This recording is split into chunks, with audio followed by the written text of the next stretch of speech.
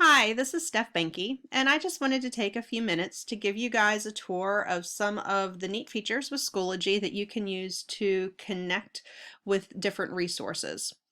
So first thing I want to do is take you into the Resources tab and talk to you about your apps.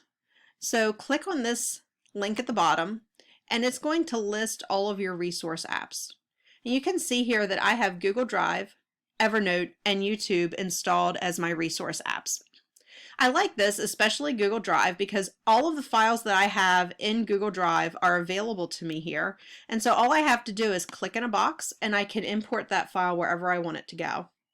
I also like having YouTube because it gives me instant access to any YouTube video. I can search from right inside Schoology, and when I find the video I want, all I need to do is import it and it will be in the file available for students to watch.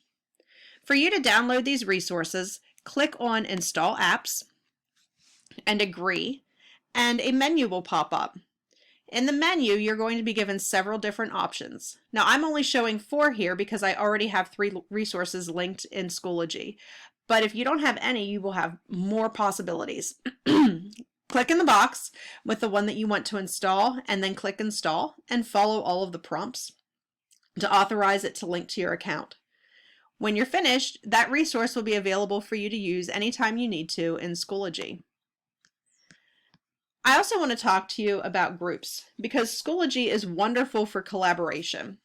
There are a lot of groups that you can join, and if you click on the tab for groups, you will see, oh, these are the groups that I participate in. So I can click on my groups and I can see my list of groups, but beyond that, I can also check the school groups. These are groups that people in the high school have created so that they can share resources or save their resources from one year to the next. There are also public groups.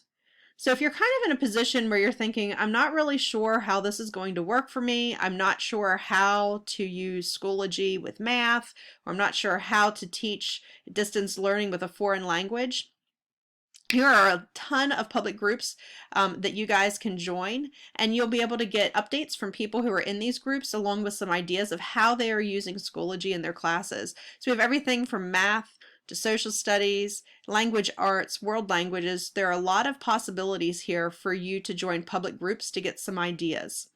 When you do that, when you go to resources, you're going to see that one of your tabs in resources is public. And when you click on the public resources tab, a listing of resources that other users of Schoology have made public for anybody to look at pop up. So if you see something that you're interested, like maybe you're interested in grammar lessons, you can click on this and take a look at the lessons that somebody else has created. If you want to use these resources, then all you need to do is add them to your resources, and then they're available for you to use whenever you want to.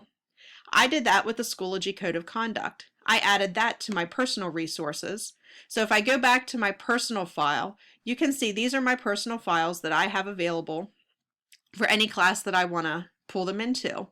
But the problem with my personal file is that I'm not able to share them with anybody. They're just there for me to look at. If I look at the drop-down menu for Add Resources, there's nowhere for me to share. Same with my options. There's nowhere for me to share. If I want to be able to share my resources with other people, then what I need to do is I need to create a collection. So when you create a collection, press this button and just give it whatever title you want and click Create. I'm not going to do that because I want to use my CT chemistry class as my example for my course that I created. Here in my CT chemistry class, you can see I have a resource for links for my class. But I have a lot more in my class, and I don't want to lose the work that I did this past year. So I'm going to go back to CT Chemistry, and I'm going to move down to Introducing my class in Schoology. I want to save this folder because I want to be able to use it next year. So when I go to my drop-down menu, one of my options is to save to resources. When I save it to my resources, I have the option of choosing which collection it goes to. Well, I want it to go to my CT Chemistry class. And I don't want it to go in a folder. I just want it to be a folder on its own. So I'm going to hit Save Copy, and Schoology will take all of the files that are in this folder and it will move them into my resources. So when I check out my resources, I now have 2 folders in here. And so next year when I want to teach CT chemistry and I want to pull in all the information for how do I introduce the class to Schoology, all I need to do is click that box, and in my drop-down menu I'm going to add it to whatever course I want to, and I do not have to recreate my resources. So that's a very valuable tool that's going to save us a lot of time. As I mentioned, in collections you can share. So if I want to share this information with any of my coworkers, I click that button that says share, and now I'm connected to anybody at the high school. I can search for their name, okay, and I can share with anyone I want to. So if I want to find Erin Stoops and share my information with her because we both teach chemistry, all I need to do is find her name. I can add her and she has access to my files this way. This is a great way to share your files out with your coworkers. Another possibility is to create a group. Okay, so in a group, you get to invite certain people, and then those people can add additional resources. So you're not just sharing your resources with them, you're giving them the opportunity to also add their resources, so they're sharing back with you. So let's say I want to create a group for Wash's Schoology. I'm going to give the description of Schoology resources that people might want to use. I'm going to keep my privacy set to my organization or my school. I'm not going to allow requests or open it. I'm going to leave it invite only for now. And that's something that you can play with depending on what kind of group you're creating. Then I'm going to create my group. So here's our Wash's Schoology group, but I don't have anything in my folder yet. And so there's really not much to share. How am I going to get information from my personal file to my group file?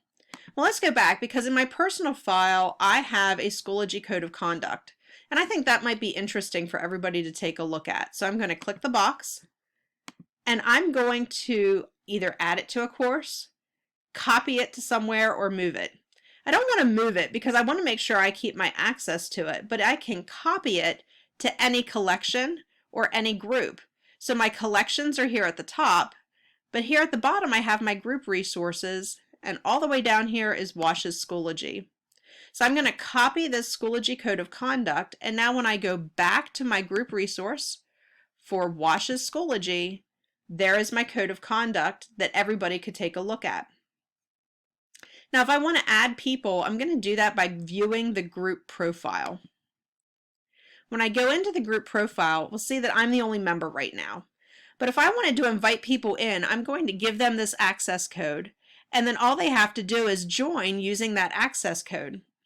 If I want to take a look at who ends up being members, I'm going to click on this button that says members, and maybe I want to make everybody an admin so that they can invite other people. If you want to make somebody an administrator, go to the drop-down menu and you have the option to remove or add administrators. So this is another way that we can share our resources with each other, not just share them so other people can see them, but share them so that it's interactive. Let me give you an example of a full shared group resource. We have a Wash's Chemistry archive that is shared between Trish and Erin and myself. We dump all of our information for each of our classes in these folders. So at any time I can take a look at what Erin has done with general chemistry, and I can use her information. If I see an activity that she did that I really want to pull out, I can do that myself. Okay, so if I want to go into her chapter 1 and I find something that I really like, all I need to do is add it to my course. Likewise, Erin can go into my course and she can say, well, I want to see what Steph did in general chemistry, and she can take a look at my course and she can pull out information to add to her courses as well. So in this way, you're really able to help each other, collaborate even virtually. It's a really nice feature of Schoology. I would encourage you guys to make the best use of Schoology resources. I know we're kind of in a time crunch here, but I think this is going to be a good way that we can divide and conquer with the resources we need. So if you have multiple teachers who teach the same course, perhaps you want to break down who does which chapter so we can make it through the rest of the year. And if 3 people are doing the work for one course, it'll go a lot faster than if you're trying to do it all yourself. If you have any questions at all about Schoology, not just with groups or resources or apps, but any aspect of Schoology, please feel free to get in touch with me. I'm available through email. I can send you my cell phone number. We can FaceTime, we can text, we can set up a meeting or whatever, but I'm more than happy to help you with anything that I've learned about Schoology over the years. I think we've got this. We just need to work together, and we're going to impress people with what we're able to do. So good luck, and let me know if you need any help.